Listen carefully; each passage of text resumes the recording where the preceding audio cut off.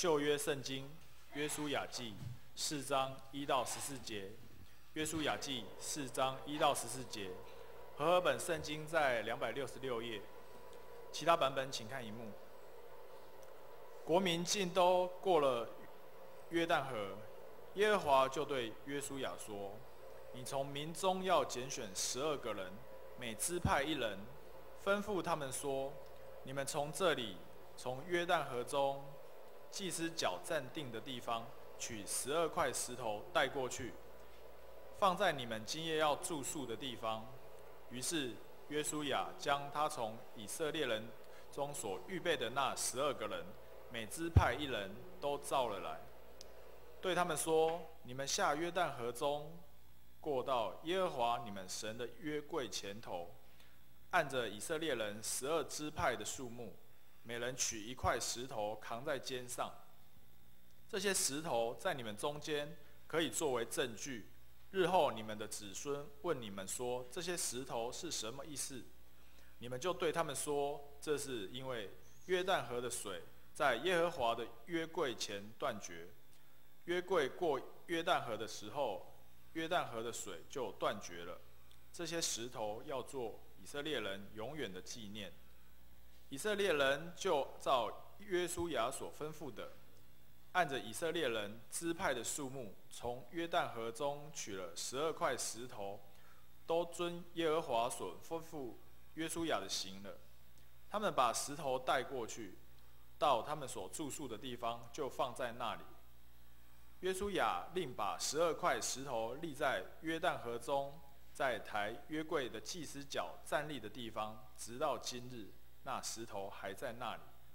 第10节，抬约柜的祭司站在约旦河中，等到耶和华晓谕约书亚吩咐百姓的事办完了，是照摩西所吩咐约书亚的一切话。于是百姓急速过去了。众百姓尽都过了河，耶和华的约柜和祭司就在百姓面前过去。流便人、迦得人、玛拿西半支派的人，都照摩西所吩咐他们的，带着兵器，在以色列人前头过去。约有4万人，都准备打仗，在耶和华面前过去，到耶利哥的平原等候上阵。当那日，耶和华使约书亚在以色列众人眼前尊大，在他平生的日子，百姓敬畏他，像从前敬畏摩西一样。讲道，请刘英燕传道来讲道，题目是进入新的命定，进入新的命定。牧师以及弟兄姐妹平安，新年恭喜！今天是初2，所以欢迎大家回娘家。迦南教会就是我们每一个人的娘家。特别我看到有家光回来娘家的哈，感谢主，让我们都在主的家中，我们一起欢乐来敬拜我们的神，一起来祷告。主，我们感谢你，谢谢你，在这个地方你所设立的教会，迦南教会就是我们的家。主，让我们每一个礼拜有5天在这世上，我们可以在主日的时候回家。这个家是让我们安心，让我们重新得力，让我们再次聚焦，让我们再次想起主你的救恩。主，我们感谢你，让我们今天在这里也听见你的话，恳求你开我们的心窍，让我们听了明白你的话语，而且有勇气有信心去行出来，成为我们一生的帮助与引导。我们这样祈求祷告，奉耶稣基督的名求，阿们。在这几天当中，我相信我们都吃很多好料的。那么好料的呢，第一个我们都会说蛋呢，怎样？心翕相一下啊！我们好像很喜欢照，因为我们觉得眼前这一切是美好，我们要成为我们的照相起来，要成为我们的记忆。美好的记忆是我们在困苦的时候可以来帮助我们重新得力，让我们想起起初那个美好。让我们也常常可以知道是谁让我们的一生可以罩得住，不是美食罩得住而已，而是我们的一生，我们过去一年是谁罩我们，使我们能够走头前的路，使我们能够迈向跑那未来2017，甚至在迦南教会，透过我们有主任牧师的到来，我们要往前走，跑那新的命定是神为我们迦南教会所定的，也对你跟我一生从2017重新要我们所跑前面的道路。我想我们这一个月一直在听约书亚的故事，这些是真实的发生在我们的属灵前辈，记载在圣经当中。1月份牧师给我们的主题是信心的建造。那么我们从第一个礼拜，从上一代约书亚上一代的人，他们有12个探子，有10个人看到前面只看到困难，没有看到那个荣景，他们只有看到3个不容易啊，不可能啊，不相信啊。但是有2个，幸好有2个，迦勒跟约书亚，他们看见的是3个荣景、荣耀跟荣面。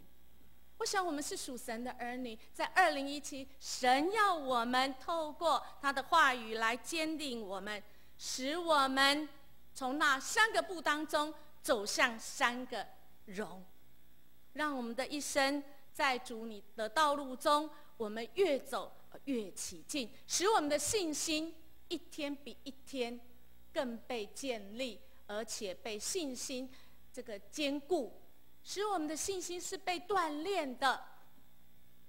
我们常常会上那个健身房，但是我们有上过那个信心的健身房吗？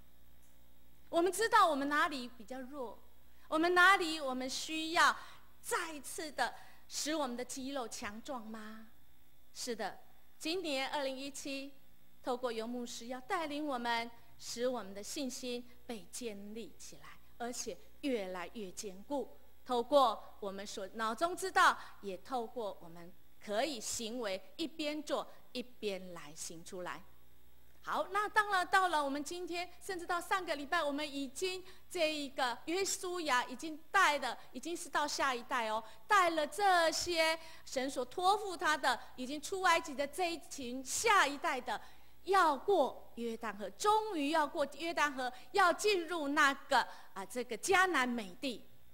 到上个礼拜已经走过那个约旦河，是怎么走过的？走那新的从来没走过的路，就像我们今年你要走一条新的路，你没有走过的，但是神所要带领你走是这样子，是你想象不到的，是你觉得很困难，不简单呐，不可能呐，我不敢相信呐。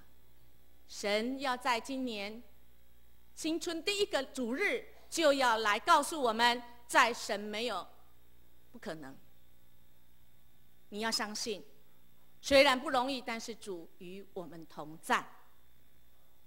主与我们同在，神在哪里，就像约柜在哪里，神就在哪里。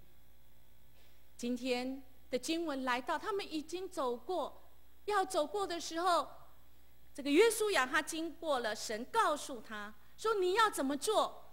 你要在这边走约柜走过的地方，在那边召集12个人，12个每个支派1个人，也就是12个支派，吩咐他们说：你们要从这里，从约旦河中祭司脚站立的地方，我们站立的地方，要记住，是神带领我们。”我们要拿起神要给我们拿起的那个纪念那个石头，不是照相而已，而是我们要刻在我们的心板上，把这个石头带过去，放在你们夜间住宿的地方。当我们白天经历那奇妙的事情的时候，我们在经历的时候，我们就要照住，用我们心里的心眼来照相，照住那个神给我们的美好。每一次我们困难的时候，我们就想起是谁造我们，谁造得住我们？只有耶和华上帝造得住我们，使我们可以经过那个3步。约书亚按照这样子的吩咐，于是他就让这些人12个支派，各支派1个人，就带着石头到他们晚上住的地方，在那边要成为纪念。所以我们每天晚上好不好？从今天开始，每天晚上你自己祷告的时候，你就思想今天神在哪里，让你经过3个步，我就来立一个感谢的祭。在晚上睡觉的地方，就像今天经文是在晚上你们住宿的地方，在哪里？今天我遇见的上帝，做一个记号，每天晚上就来感谢神。就像约书亚所说的，为什么要这样做呢？因为要记住谁造你。这一台是什么？立煌兄应该很清楚，这是最古早的照相机。风琴式的照相机，这以前要照一张相要15分以上，我们现在15秒可能不用，但是以前要15分钟才能够照一张相，把那美好我所经历的3步怎么样变成3容，我把它照相起来，在我的心里。但现在我们不用，我们有神，他让我们天天可以祷告到神的面前，天天树立起这个石头为一个记号，为一个我生命中可以神祝福我的记号，使我天天可以来感谢神。使我们来感谢神，我们就知道是谁拯救我们，我们就知道谁与我们同在，更甚至于我们就知道我们前面的路要怎么样来走。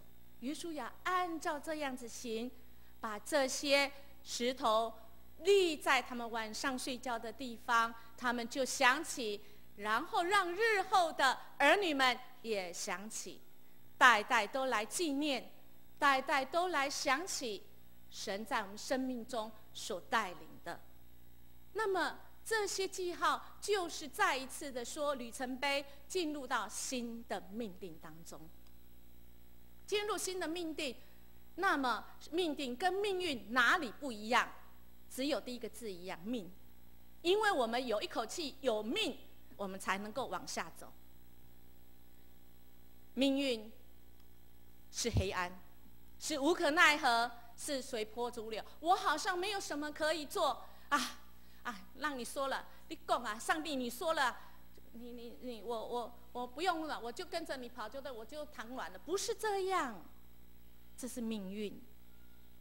命定不是哦，命定绝对不是无可奈何的。命定是神说，我要成为你的磐石。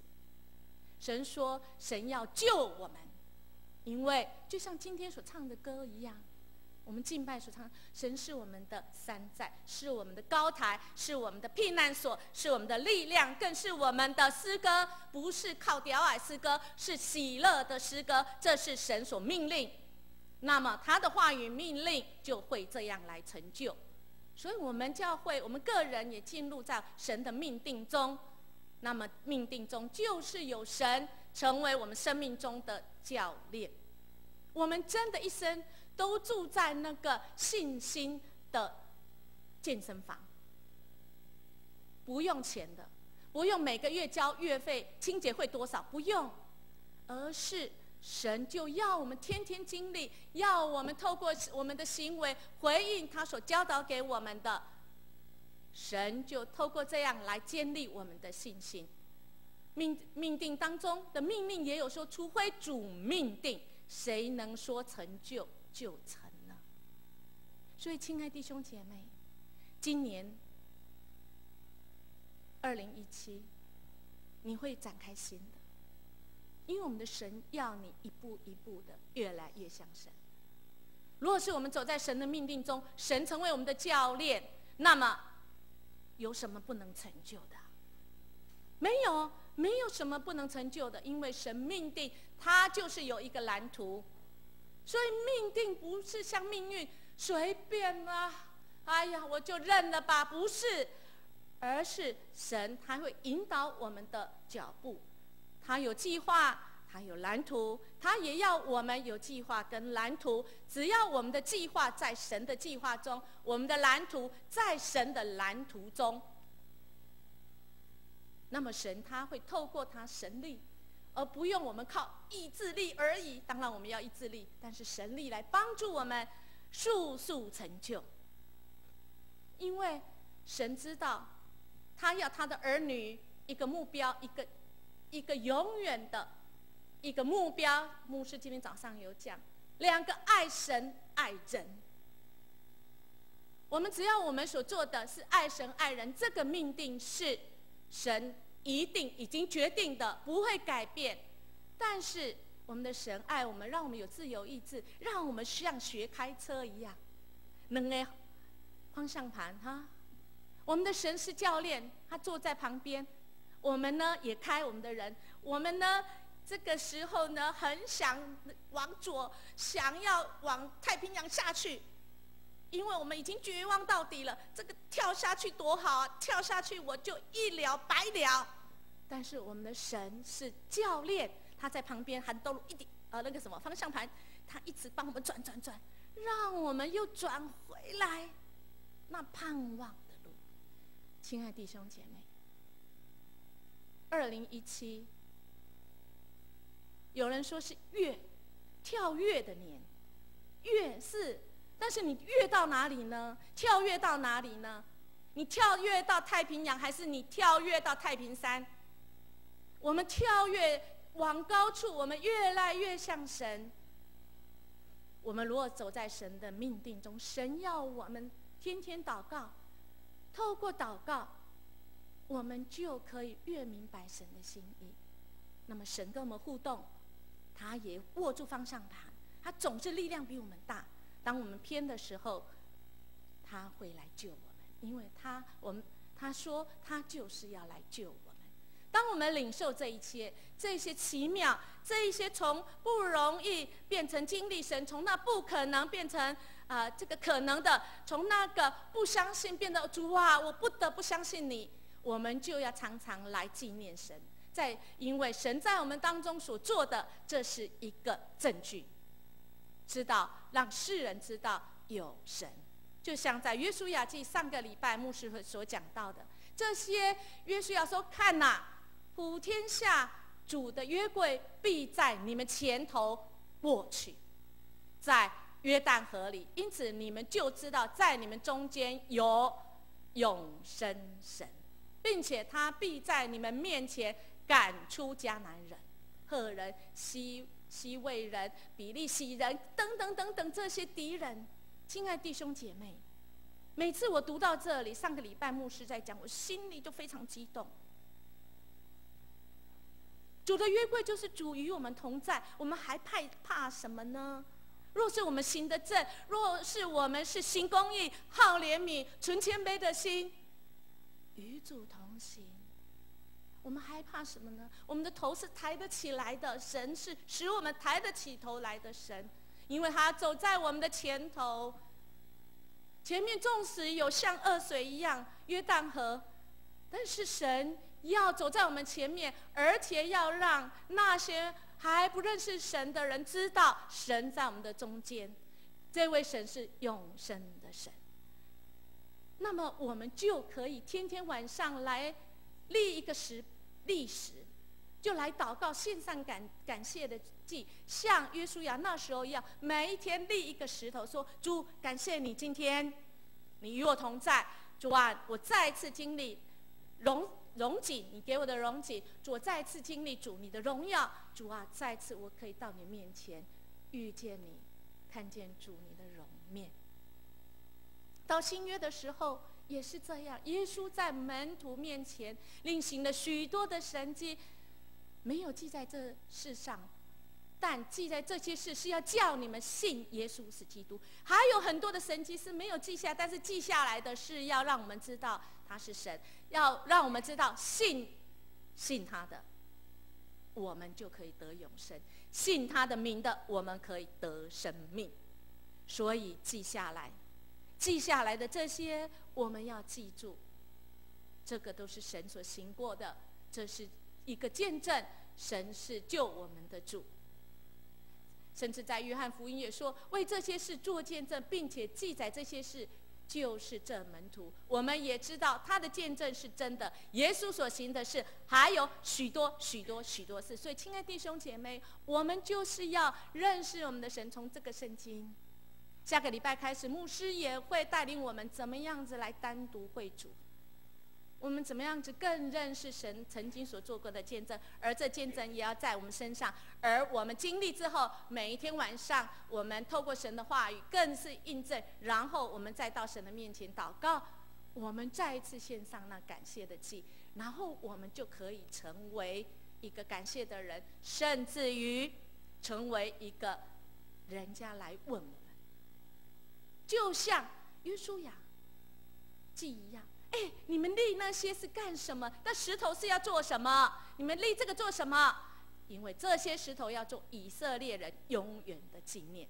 亲爱的弟兄姐妹，我们也要成为永远的见证人，我们也可以成为石头，而我们这个石头是一个行动的石头，是一个走动的，让人来问：你怎么可以行这样的事？你怎么可以有这样子的生命？每次跟你在一起都非常的喜乐，觉得跟你在一起你好像都没有什么烦恼，但他实际上知道你在困苦中，但你却能够喜乐。是我们要引起话题，让人来发问。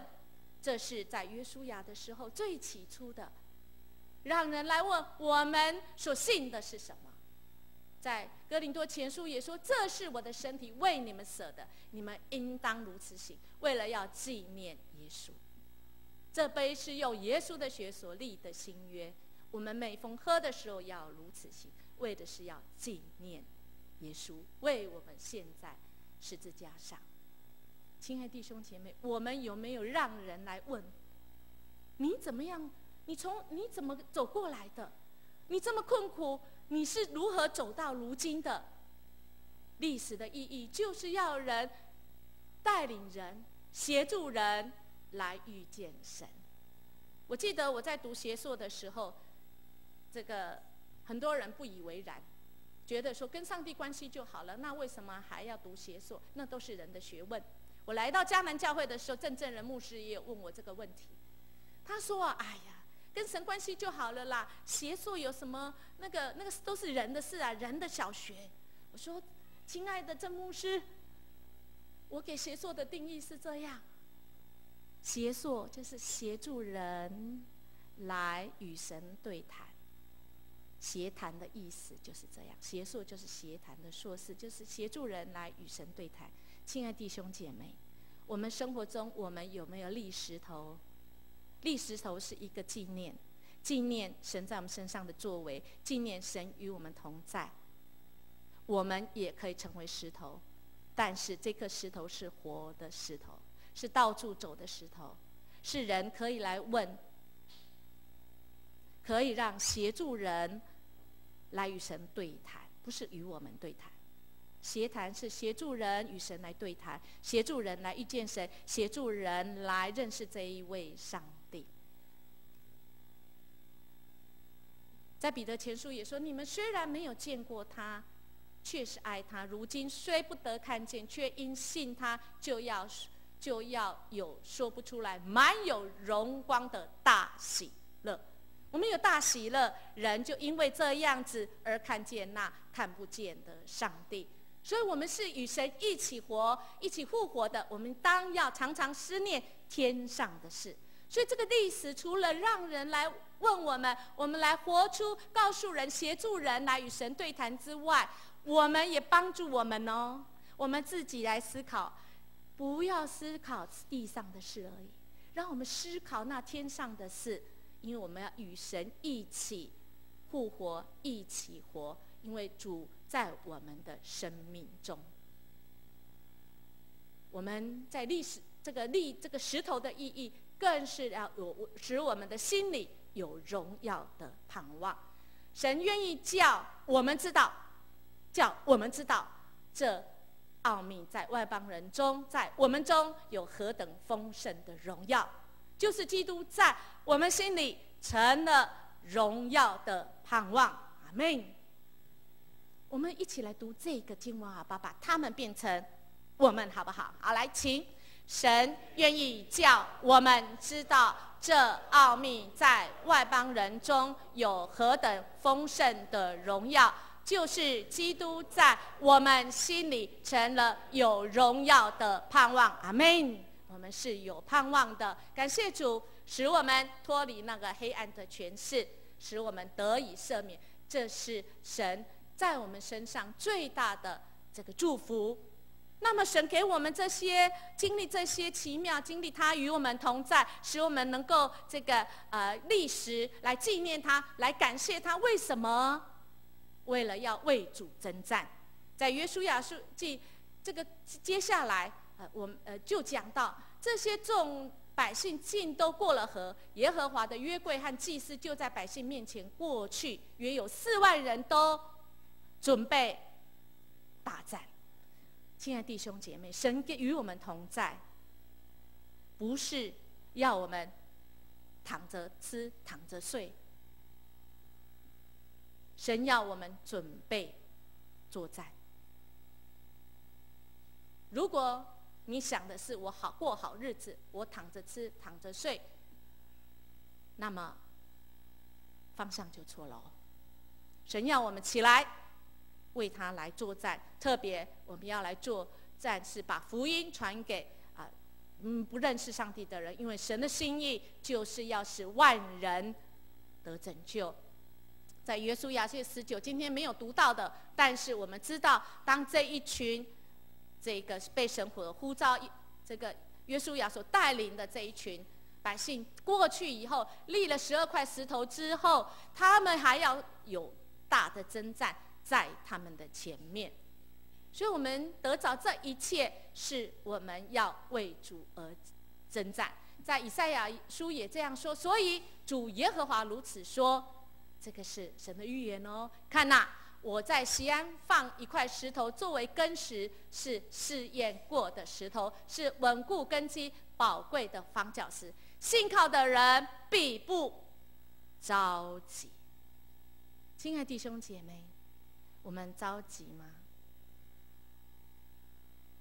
我们焦虑吗？神在早早以前就告诉我们，看哪，我在锡安放一块石头作为根基，是试验过的石头，是稳固的根基宝贵的房角石，信靠的人必不着急。这石头是耶稣，预言耶稣基督，他是弥赛亚，他要成为我们的帮助，我们可以靠着耶稣得着救恩，可以得着拯救。主乃是活石，我们也可以成为活石。信靠主的人必不致羞愧。匠人所弃的石头，已做了房角的头块石头。他们既不顺从，就在道理上半跌，他们这样半跌也是预定。也就是说，不信耶稣的人在道理上是要半跌。亲爱弟兄姐妹，你要半跌吗？还是你要因着耶稣这块活石，我们得着拯救呢？我们得着坚固，我们为主征战可以得着坚固吗？是的，这是神的命定，也就是他成为教练，我们照着他的心意往前走。主要赐给我们这样的恩典，是从我们的心开始，他挑战我们的。我们怎么样子才能够从不容易变成来经历神呢？就是感恩。我们先感恩，不管得死不得死，主啊，我们就是先感恩，因为主你是早就已经相信神存在，因为神不会自己背负他自己。我们因为这位神，见证神的恩典，他是永在的神，他已经在十字架上拯救我们，他的鞭伤使我们可以得医治。感谢神是说神存在，承认神的全能伟大，他赐下很多恩典，正如经上所说的，神阻挡那骄傲的人，赐恩给谦卑的人。所以亲爱的弟兄姐妹，我们的命定就是要谦卑。如果你相信神，你有信心，主啊，我愿意谦卑，因为你比我大，我没有什么可以骄傲的。所以我们就可以很自在的回应神说，主啊，我在这里，请差遣我，一点都不别扭。我们可以很稳定的，我们可以就是没有疑惑的说，主啊，我在这里，请差遣我。我们看到这个电梯，我看了都是傻眼。这有一个人的家的电梯啊，怎么没有1到10楼啊？这个不是上面还有吗？这电梯很妙。亲爱的弟兄姐妹，我们人生也像我们越来越像神一样的。我们知道过去神拯救我们，使我们可以有一个基础，然后我们可以越来越步步高升，不用担心会拄着天，因为神带我们一步一步，使我们可以越来越像神，使那个不可能要变为可能。是我们必须要认识这位神，因为神说人非有信就不能得神的喜悦，因为到神的面前的人必须要先信有神，而且信他是赏赐那寻求他的人。这是神的命定，这是神要我们走的，我们照这样走，他是教练，如果我们走偏了，他必带领我们回来。在一个地方叫智利，有一天他们在地底下这个将近700公尺的地方，有一群智利的矿工，他们在吃午餐当中，一声响，所有的都倒塌。这个塌下来以后，这些矿工被关在这个地底下629公尺的深处。他们里面总共有33个人，他们只剩下吃剩的午餐跟2天的食粮。在外界都没有救援之下，可以活几天？听说专家说，最多只能活3天、4天，好不好？5天好不好？当他们跪下来祷告的时候，你知道吗？他们活了几天？他们活了17天。本来只有3天，根本里面的人说这个要活上去都不可能，上面救援的人也觉得不可能啊，不容易也不可能啊。但是他们在下面祷告，在下面牵起手来认罪祷告，他们使那个不可能变为可能。他们先感恩，他们认识这位上帝，他们已经把那话刻在心版，不断的把上帝的话拿出来祷告，他们就信赖神说，主啊，没有不可能的。17天之后，人就找到他们，虽然他们仍然所吃喝只有这么一点，一天只喝这么一点，每一个人只喝这么一点，可是他们每一次在喝，每一天只喝1次，后来变成2天只喝1次，因为他们没有食物了，但他们仍然感恩，他们仍然认识主啊，你必救我们，因为你命定，在你的命定当中，你就是要救我们。主啊，我们就是信赖，我们就是赖上了啦。就像游牧师常常讲，你有没有赖啦？你没赖你就糟了啦，是你没有得信赖你就糟了啦。我们要信赖我们的神，就让我们知道这一位是让我们不得不相信的神，于是他们得拯救。因为当我们困难的时候，我们的注意力在哪里？我喜欢我朋友给我这张图。如果我们注意力在主啊，你会拯救我。主啊，我现在虽然我心里的内心深处真的是崩塌了，像那些矿工一样。主啊，我真的是活不下去了，我可能活不到3天，我也可能活不到17天。但是主，我眼睛在你的目标，只专注在你，而不是在这些困难。主，我只专注在你要赐福给我的这些会应验，因为神是应许的神，神是赐给我们一些荣景的，我们只管活出这个荣景。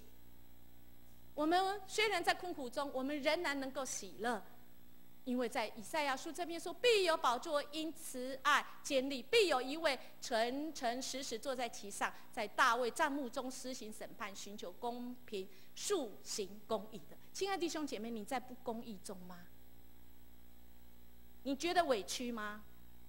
怎么都没有生我，都生别人？我这么努力，都没有人看到我。我们的应许，我们就要活出那个荣景，因为神是公义慈爱，他必为我们伸冤，他必带领我们前面，因为他就坐在我们的旁边，他就与我们同在耶。他不是我们在开这个人生的车子而已，是主就坐在我们旁边，而且他是教练。我们偏的时候，他就赶快再把我们转回来。所以我们除了活出荣景，我们赞美我主的荣耀。在这段经文以弗所书这段经文，我们看到这些红字有颂赞，愿颂赞归于我们的神。他曾经赐给我们天上各样属灵的福气，他赐给我们的重重足足的赏赐给我们，都是照他自己所预定的美意。我们也在他里面得了基业，叫神荣耀从我们这首先在基督里有盼望的人可以得着称赞。这圣灵是我们得基业的凭据。所以圣灵是我们的凭据，我们知道神的名被赎，使他的荣耀得着称赞。在这些红色的当中，我们看到颂赞、赐予、赐给我们、赏给我们，得了基业、荣耀，得着基业、凭证，得着称赞。这些我们要吗？亲爱的弟兄姐妹，2017我们要这些山荣吗？要吗？我们要这些山荣吗？阿们。牧师常常讲，大大张口，神就大大充满。这些山荣我们要吗？这些山荣我们要吗？传道等到每个人都开口。这些山荣我们要吗？阿们。这些山荣我们要吗？在今年要吗？有信心吗？阿们。那我们要从哪里？我们要从赞美我们的神。因为在这几个字，福气、颂荣、赐给、祝福，都是同样一个字根哦，就是祝福。所以，亲爱的弟兄姐妹，我们先颂赞我们的神，那么我们就有了一切。我的朋友呢，在我们教会里面的，他很有趣。他说：“传道，我跟你讲，我儿子长大了，你看他去外地读书以后，都会嘘寒问暖呐。”他的好朋友在旁边看，这样。看下来，哇，这个天气变化很大哦，妈妈你要注意哦。我不像我在南部哦，你在北部是比较冷，桃园又更冷，你要多穿衣服哦，要注意你气管不太好。你看我儿子多么的怎样祝福我啊！另外一个妈妈，青年的妈妈说：“哦，这我冇收到啊，我要改回一句啥，钱已汇了。”亲爱的弟兄姐妹，我们的父母。接收到我们对怎样是儿女对我们的这个关心颂赞，那么父母的心就开了。我们的天父不是因为这样才给我们祝福，不是，但是我们却因为祝福我们颂赞我们的神，我们的心开，不是神的心开，是神早就祝福我们，我们有没有开心？让神赐下他的福在我们当中。我认识的一个牧师。在他办公室，他放了一台脚踏车，然后每次去他办公室的人就问他：“牧师啊，这台脚踏车是要做什么？”然后他就开始诉说上帝在他身上所作为的一切，神怎么帮助他，神怎么与他同在，神怎么带领他经过高山或低谷，然后他就带领人跟神对话，协助人与神相遇。亲爱的弟兄姐妹。我们可以不用是脚踏车，因为脚踏车在那里不会动，除非我们骑它。但是我们本身就可以成为让人问的。但我们要活出神的荣耀，我们要活出神的盼望，因为神在我们身上有那美好的旨意。我们只要活出喜乐，人就来认识这位看不见的神。有一位哲学家他说，一个人可以信服上帝存在，却生活在上帝的背后，跟神背对背啦。这样是信吗？这样是信心吗？如果是这样，我想你会常常很不顺。你不要在神的背后，我不要在神的背后，好吗？我们要在神的面前。真正信靠上帝的是，我们要生活在上帝的面前。愿我们有这样的信心，愿我们用神的话活出这个信心。人非有信，就不能得神的喜悦。我很喜欢一首歌，是你真伟大。这个你真伟大这一首歌是一个牧师他所写的，因为他有一天要去旅行，就像我们过年期间我们都会去旅行一样。那我们希望什么都顺利，都平安。但是当他去旅行的时候，他却发现才一出门而已，很扫兴的有刮风又下雨。这个是瑞典的牧师，叫鲍勃。当他出去遇到大风大雨，又回家的时候，发现天气又好了，我这是安娜，他就在这里发现神是掌握这个大自然，也是掌握我们生命的主。在他的第1节里面看到大自然，他称这一位神，他来颂赞他。当他颂赞，我们心就开。当我们遇到困难，我们来颂赞这个大自然神，我们心就开。神的福早就已经命定要给我们的，我们才进得了我们心。我们再行出来，我们的心除了开心，我们也还有信心。那么我们就再次来经历，再次被神建立。第2节呢，是另外一个人，而且是经过好几十年，在大战之后，另外一个牧师他写上的。我们等一下在唱的时候，可以成为我们的祷告。他就是带领人来这个遇见神，他知道人的困苦当中，这一首歌可以成为我们这1年里面的帮助。第三首又是经过好几十年，另外一个牧师他在宣教的时候，那是在大战之后，在困难当中再一次来颂赞，献上感恩，认识这一位神，那么他就能活出山荣。我们一起起立来唱这首歌，你真伟大。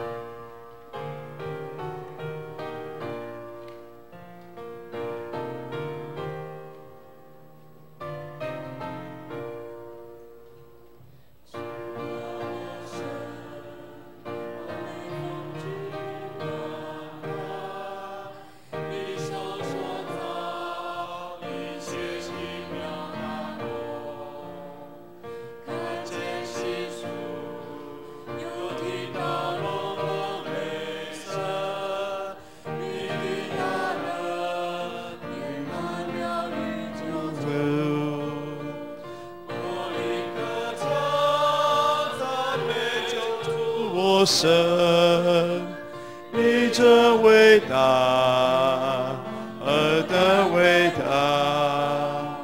我灵歌唱，赞美救主我神，你真伟大，何等伟大！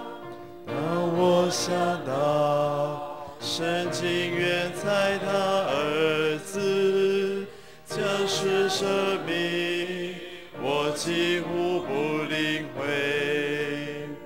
主在世家，甘愿背我的重担，流血舍身，为要赦免我罪。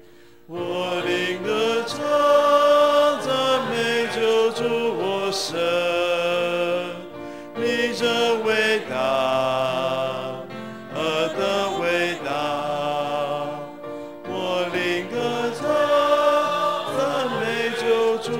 神，你真伟大，何等伟大！当主再来，万物升上这天空，何等喜乐！主接我回天家，我要跪下，天公的崇拜敬奉。要颂扬，神啊，你真伟大！我灵歌唱，我灵歌唱，赞美救主我神，你真伟大。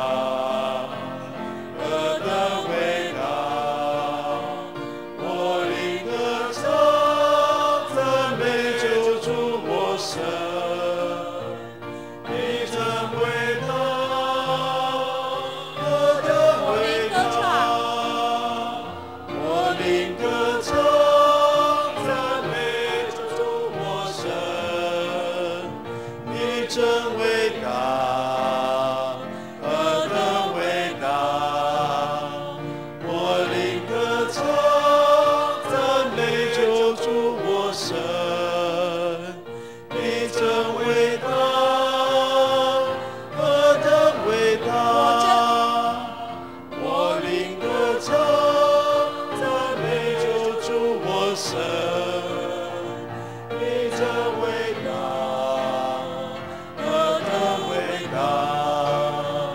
我灵歌唱，赞美救主我神，你真伟大，何等伟大！我灵歌唱，赞美救主我神，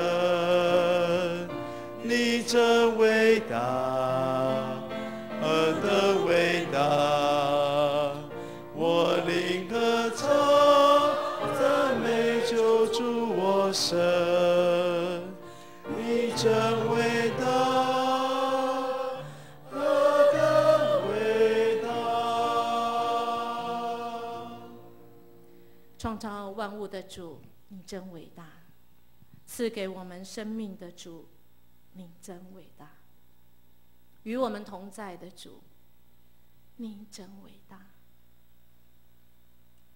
主，我们的人生中或许许多风雨，主啊，也有晴天的时候，但是主，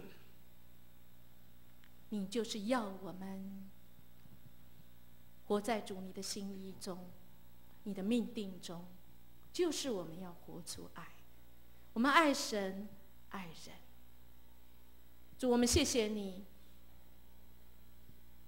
你答应我们，主，你应许我们，你赐福于我们，你应许必与我们同在，而且使我们可以成为祝福别人的人，因我得福的人。谢谢你悦纳我们所献上的一切，我们这样祈求祷告，奉耶稣基督的名求。